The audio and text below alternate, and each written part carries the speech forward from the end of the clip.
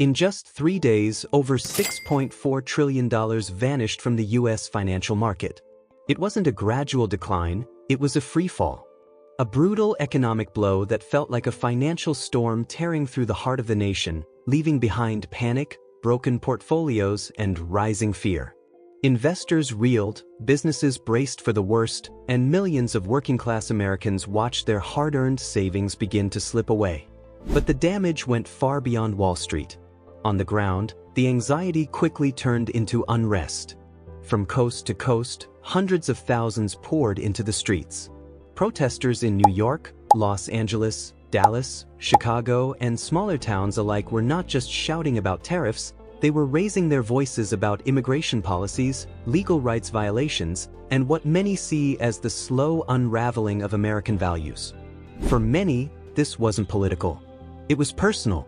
Families already struggling to keep up with rising prices suddenly found themselves staring at even higher costs, less job security, and no roadmap for recovery. Reports from across the country show a sharp increase in consumer debt, families skipping meals to make rent, and major corporations beginning to slash jobs to stay afloat. At the center of this economic chaos stands President Donald Trump and his aggressive tariff strategy, what his administration touts as a necessary act of strength, but what critics, economists, and even former supporters are calling an economic disaster in motion. The stock market didn't just dip, it plummeted. The Dow Jones and S&P 500 lost more than 10% of their value in less than 72 hours. Goldman Sachs now estimates the likelihood of a full-blown recession at 45%, and many financial analysts say even that may be optimistic if policies don't change. Trump's tariff campaign has especially targeted imports from China, sparking fears of a prolonged trade war. Investors are spooked, companies are pulling back, and the ripple effect is already hitting American wallets. Interest rates are climbing. The dollar is fluctuating. And every week, another company announces layoffs or hiring freezes. This is not the winning many Trump voters signed up for. Among those sounding the alarm are not only economists, but some of Trump's earliest and wealthiest supporters. Billionaire investor Bill Ammon, once a vocal MAGA backer, warned in a recent statement that an economic winter is coming, blaming the administration's unpredictable policies and harsh tariffs for pushing both domestic and global markets into turmoil. Even Elon Musk, who has occasionally praised Trump in the past, spoke out. Musk proposed a free trade zone between the US and the European Union, calling tariffs an outdated strategy that stifles innovation and collaboration. "You can't build the future with trade walls," Musk said.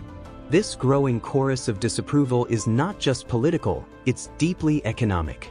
CEOs, small business owners, and even some conservative lawmakers are now publicly questioning whether Trump's approach is sustainable.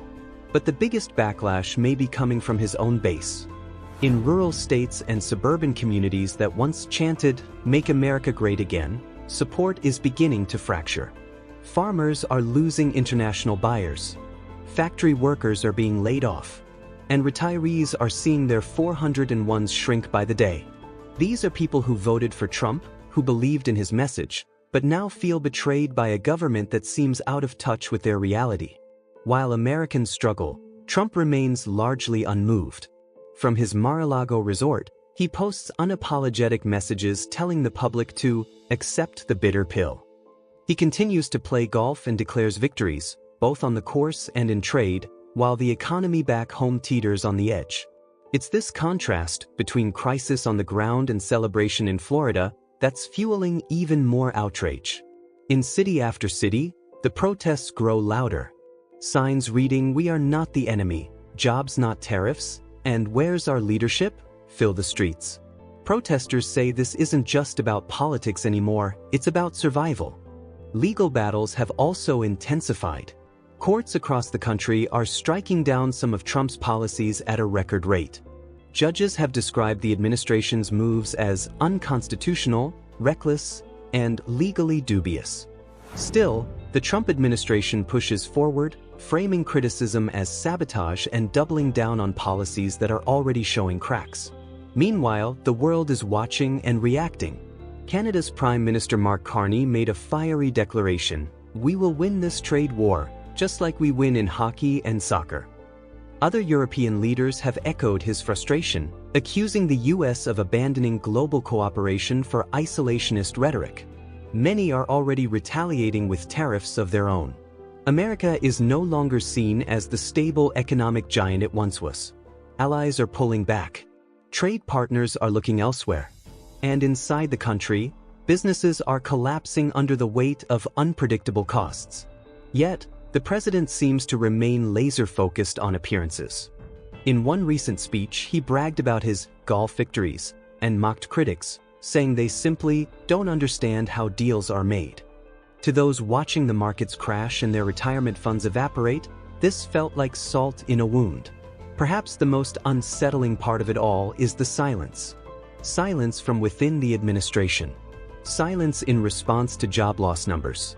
Silence as consumer prices skyrocket. The only noise seems to be coming from within the walls of Truth Social, where the president continues to post aggressively, claiming everything is under control.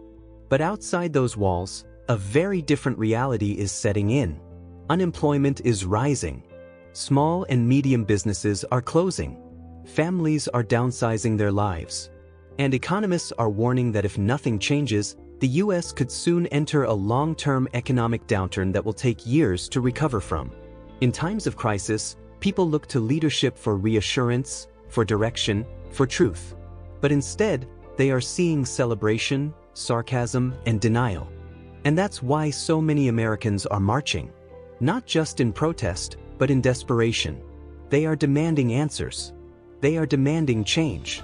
And most of all, they are demanding that someone finally listen. While the streets remain crowded with protest signs and chants demanding justice, inside Washington, D.C., the Trump administration continues to push its economic vision forward, unmoved by the worsening numbers. At the center of this storm is a single decision: the 104% tariff hike on Chinese imports. White House spokesperson Caroline Leavitt framed the decision as a power move. If China reaches out to make a deal, she said, the president will be gracious. But he's going to do what's best for the American people.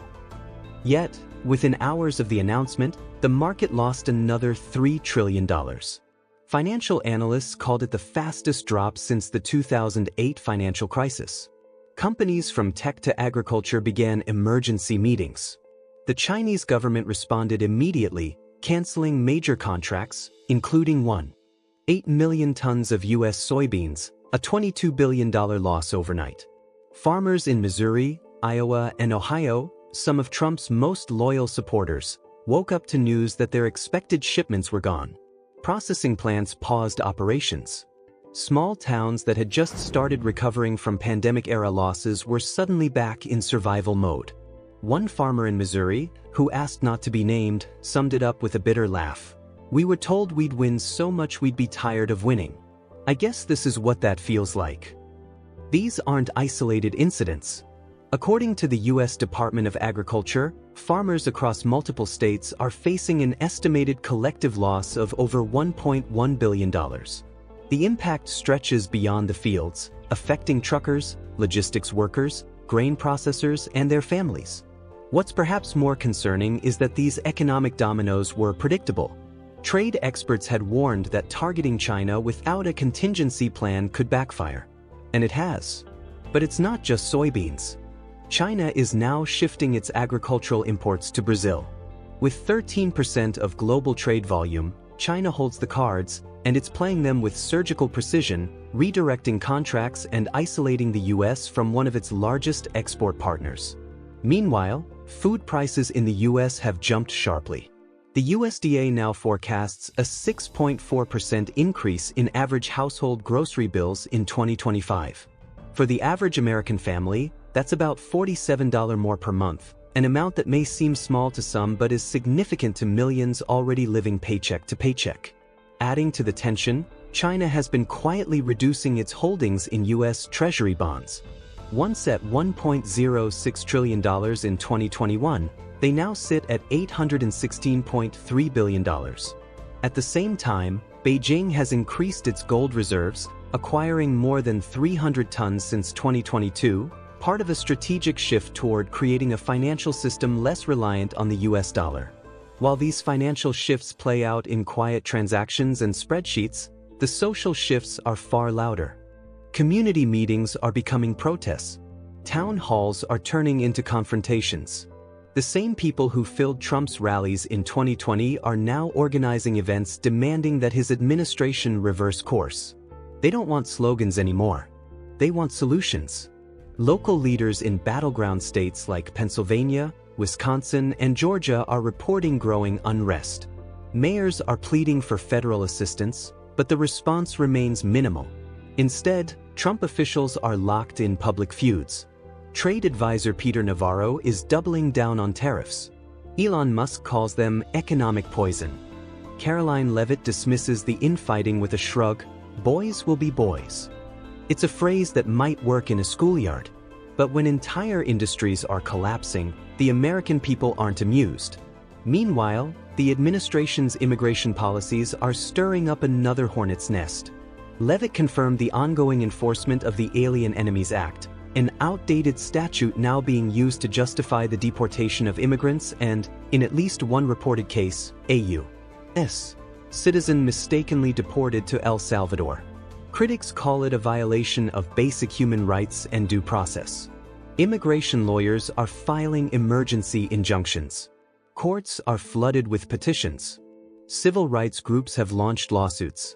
And yet, the deportations continue. It's not just legal experts raising red flags. Everyday Americans, Republicans, Democrats, and independents alike are asking how it came to this. When did the government start treating its own citizens like foreign threats? As the social fabric phrase, international relationships are unraveling too. Canada, long one of America's closest allies, has responded to US tariffs with a carefully calculated counterattack.